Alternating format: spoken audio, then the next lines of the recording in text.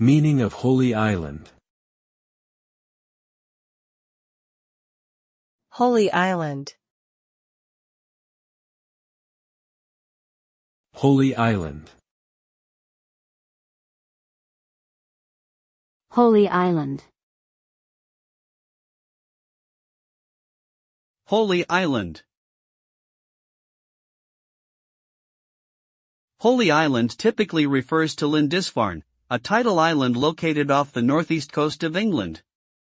It holds great significance in English history as the site where St. Aidan founded a monastery in 635 CE, and where the Lindisfarne Gospels were created.